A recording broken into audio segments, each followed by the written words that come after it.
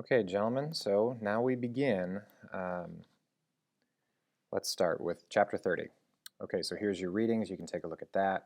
We're talking about fiscal policy, which, just keeping in mind what this is, what we've got is changes in government spending through either tax or changes in aggregate demand by either government spending or taxes. This is giving us these three ideas, which are from the Employment Act of 1946.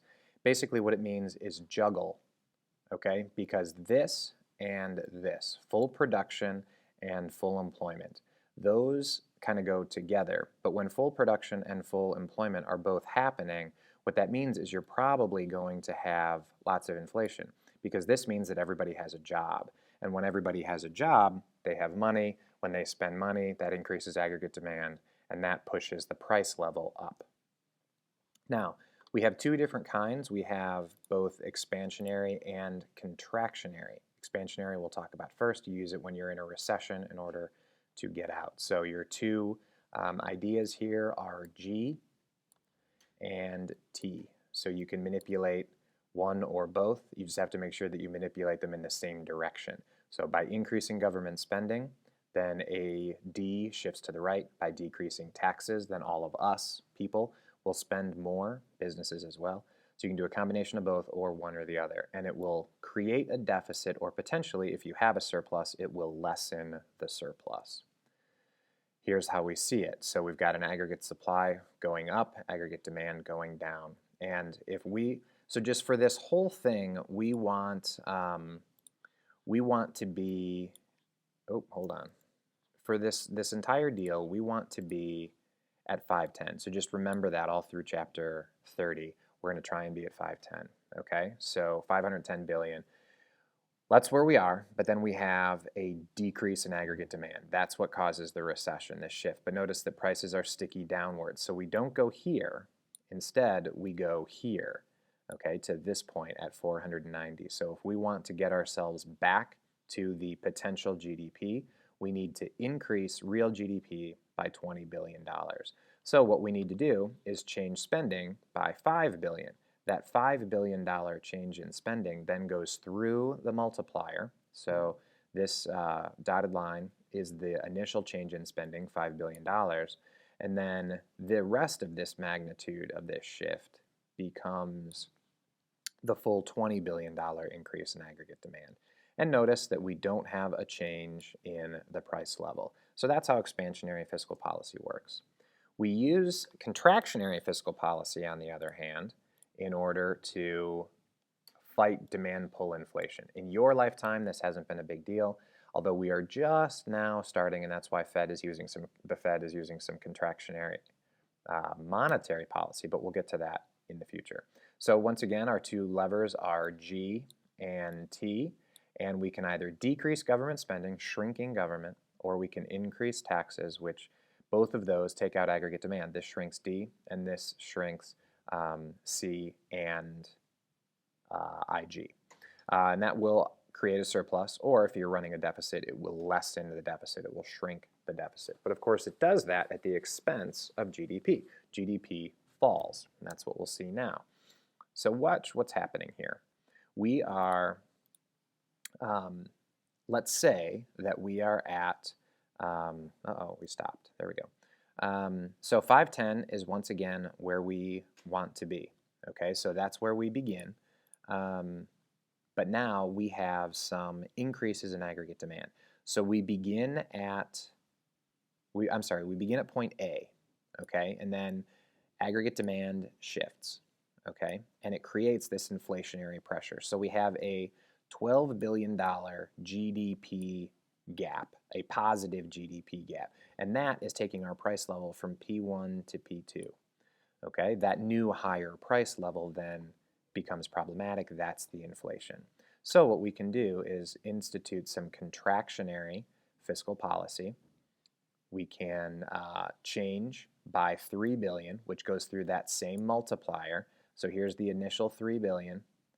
And then the 3 billion goes down to the full 12 billion, and we wind up at AD5. But notice we stay at point C.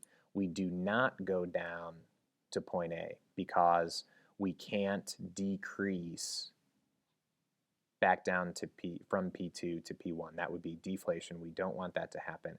And since prices are sticky downward, it really doesn't happen.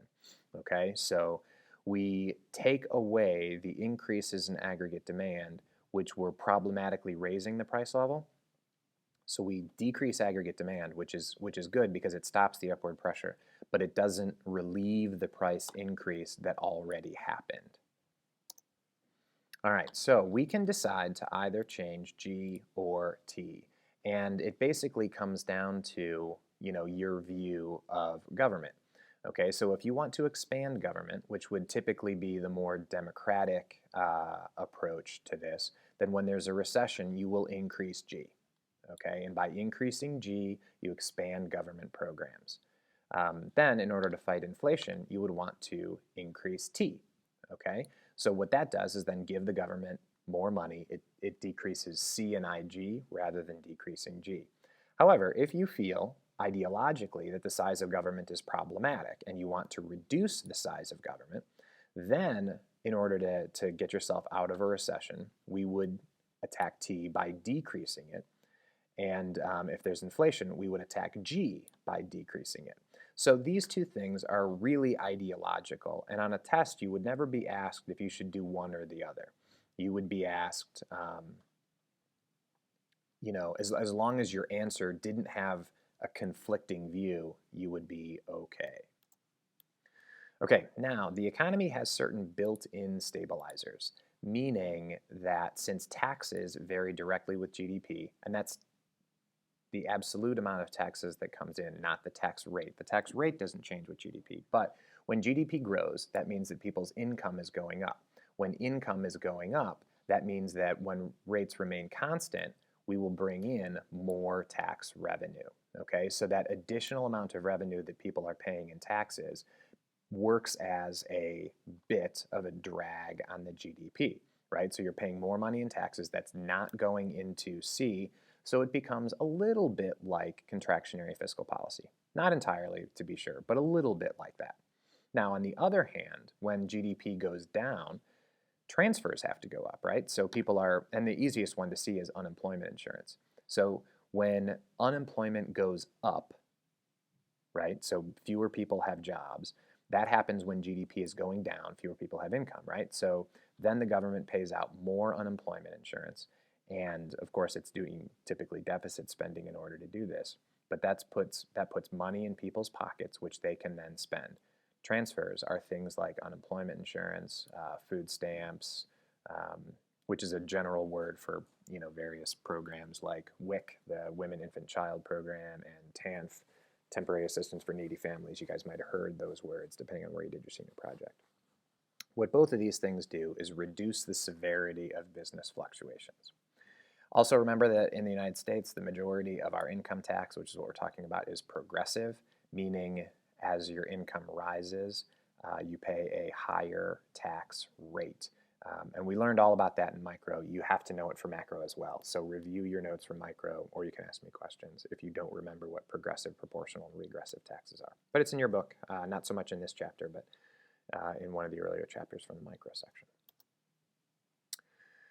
So what you can imagine here is that G is constant, okay? And as G is constant here, when GDP falls, what we have is a decrease in tax revenue, okay? So this is our standard GDP. When GDP falls, then the government picks up this deficit. And when GDP rises, the government picks up the surplus, okay? So the surplus cools the economy down because government surpluses always do that.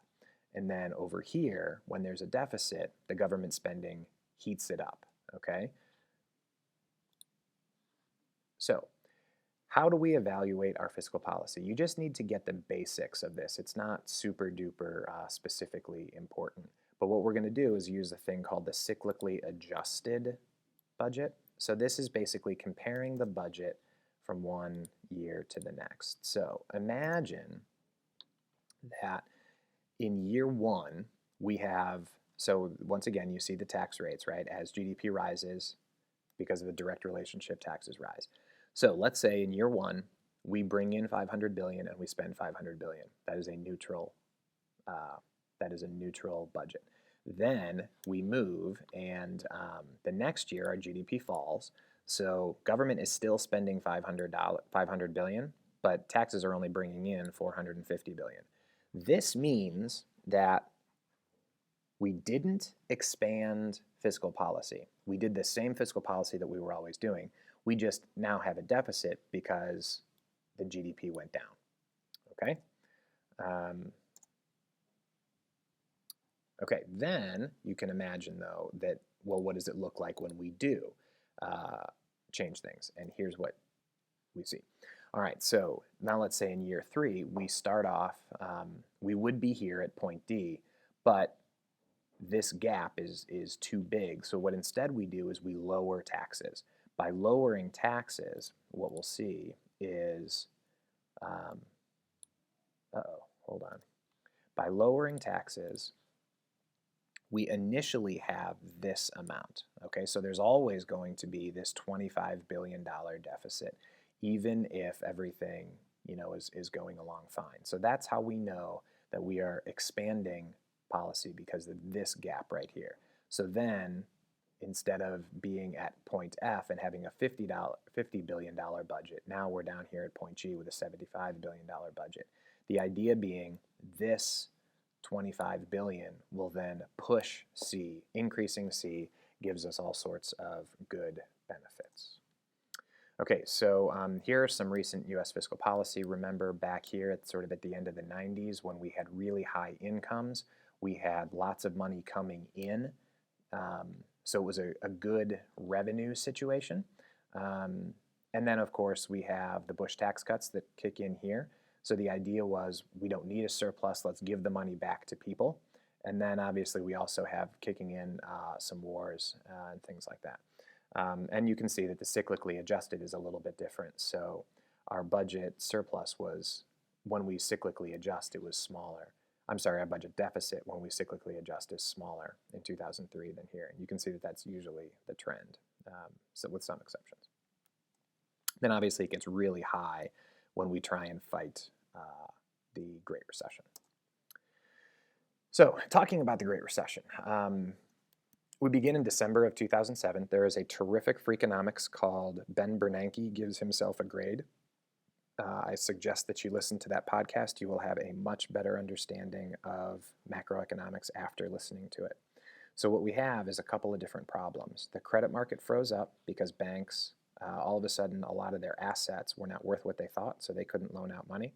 That then gives us this massive panic, this major pessimism that spreads. And Ben Bernanke in the podcast talks about how that's the problem. That's what they missed. They knew that there were problems with the housing market, but they didn't know that it was going to spread to the overall economy the way that it did. So the recession, while it was terrible, actually only lasted for 18 months. You talk to people on the street today, and a lot of them will tell you that they feel like the recession's still going on, even though it's actually been over for over 7 years, or over 6 years, about 6.5 years. It's been officially over, but the recovery just hasn't been as quick as people want. Okay, so here is our, so this is from the book, and what you see is this yellow is the projected area, but obviously this starts in 2010, so I was curious where we are. So here is, I pulled this out just while I was preparing this PowerPoint, and you see that if you flip back and forth and rewind, you can see that the projections are actually relatively close. So our budget deficit is going down. It got really bad here as we were transferring a lot of money, increasing G, and keeping those taxes low. But the taxes have risen a little bit since we had since some of those Bush era tax cuts, changed, and the tax on the wealthy and stuff that kicked in about a year and a half ago. We can kind of skip that one. So now the problems with this. So what's the problem with fiscal policy? If it's so great, why do we use it? Well, first of all, this recognition lag, it takes between 3 and 6 months to realize that there's a problem. We might think there's a problem, but collecting all that data to prove that there's a problem takes a long time. Once we recognize that there's a problem, there's the administrative lag. We know that the government is not always the fastest moving thing. So on fiscal policy, the Congress people need to get their act together and get a bill together and get enough agreement to make it pass. And that can take a long time, 3, 6, 8 months, 10 years, whatever, depending on how much rancor there is in Congress. And then once the money happens, the change in spending happens, then it actually has to kick in, which is another 2, 3, 4, 5, 6 months often. So while it is direct, it is slow, and that is problematic. Okay, now there's the political business cycle and future policy reversals. So as people get elected and reelected or not reelected, and then potentially if I think that I'm going to get this positive thing and then that positive thing is going to be taken away, then that's problematic too. When the government borrows, they crowd out, and that can be a problem. So what do we think about fiscal policy? Well, read through this. So Federal Reserve can handle short-term fluctuations, and but not the major stuff. So within a certain band, the automatic stabilizers work. Within a wider band, monetary policy works. But if the economy is outside of that wide band, you can think about it as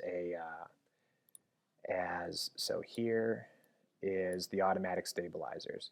Okay, and then here's a wider band for monetary policy. So if the economy is here, then the automatic stabilizers work. If the economy is here, then monetary policy works.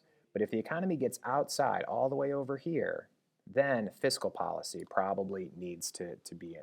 Fiscal policy can address this and this, whereas monetary policy would address this and this, and automatic stabilizers would address this. Okay, so U.S. debt. So obviously in 2009 it was about 12 trillion, and you can. These are the major ways that we get it: bills, notes, bonds, and then savings bonds. That's how the government raises its money.